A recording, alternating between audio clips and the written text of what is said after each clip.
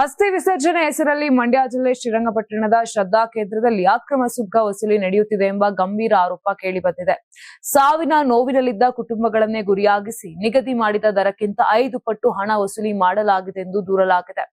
ಇನ್ನು ಪ್ರವಾಸಿ ತಾಣ ಶ್ರೀರಂಗಪಟ್ಟಣದ ವ್ಯಾಪ್ತಿಯ ಪ್ರಮುಖ ಶ್ರದ್ಧಾ ಕೇಂದ್ರವಾದ ಪಶ್ಚಿಮ ವಾಹಿನಿ ಸ್ನಾನಘಟ್ಟದಲ್ಲಿ ಅಸ್ಥಿ ವಿಸರ್ಜನೆಗೆ ಬಂದವರ ಬಳಿ ಗುತ್ತಿಗೆದಾರರಿಂದ ದೌರ್ಜನ್ಯ ನಡೆದಿದೆ ಎನ್ನಲಾಗಿದೆ. ಪುರಸಭೆ ವತಿಯಿಂದ ಅಸ್ಥಿ ವಿಸರ್ಜನೆಯ ಬಳಿಕ ಸ್ವಚ್ಛತೆಗಾಗಿ ₹100 ಸುಂಕ ನಿಗದಿ ಮಾಡಲಾಗಿದ್ದು, ಈ ಸುಂಕವನ್ನು ಹರಾಜು ಮೂಲಕ ಗುತ್ತಿಗೆ ನೀಡಲಾಗಿದೆ. ಆದರೆ ಇದನ್ನೇ ಬಂಡವಾಳ ಮಾಡಿಕೊಂಡ ಗುತ್ತಿಗೆದಾರರು ₹100 ಮೌಲ್ಯದ 5 ಟಿಕೆಟ್ ನೀಡಿ ಪ್ರತಿಯೊಬ್ಬರಿಂದ 500 ವಸೂಲಿ ಮಾಡುತ್ತಿದ್ದಾರೆಂಬ ಆರೋಪ ಕೇಳಿಬಂದಿದೆ.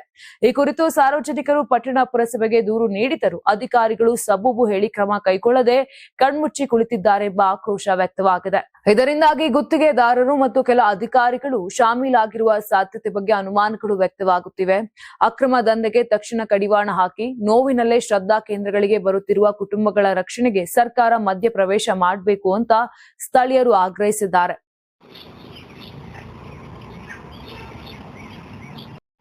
ಶ್ರೀರಂಗಪಟ್ಟಣ ಆಡಳಿತಾಧಿಕಾರಿ ಪುರಸಭೆ ಅಧಿಕಾರಿಗೆ ಹೇಳಿ ಧಿಕ್ಕಾರ.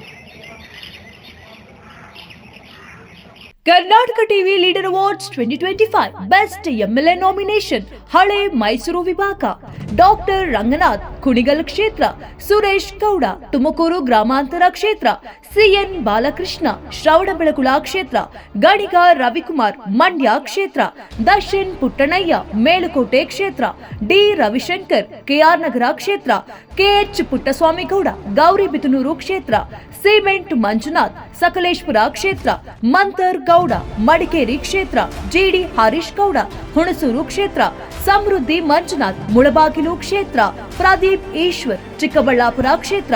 ಕರ್ನಾಟಕ ಟಿವಿ ವಾಟ್ಸ್ಆಪ್ ಚಾನೆಲ್ ಮೂಲಕ ವೋಟ್ ಮಾಡಿ ಹಾಗೂ ಇವರಲ್ಲಿ ಬೆಸ್ಟ್ ಎಂಎಲ್ಎ ಯಾರು ಕಮೆಂಟ್ ಮಾಡಿ. ನೀವು ಸಣ್ಣ ಆಗ್ಬೇಕಲ್ವಾ? ಅದು ಒಂದು ಉತ್ತಮ ಆಹಾರದಿಂದ ಸಣ್ಣ ಆಗ್ಬೇಕಲ್ವಾ? ಪ್ರತಿದಿನ ನಮ್ಮ ಜೀನಿ ಸ್ಲಿಮ್ ನ ಯೂಸ್ ಮಾಡಿ ಯಾವುದೇ ಸೈಡ್ ಎಫೆಕ್ಟ್ ಇಲ್ದಂಗೆ ನೀವು ಸಣ್ಣ ಆಗ್ತೀರಾ.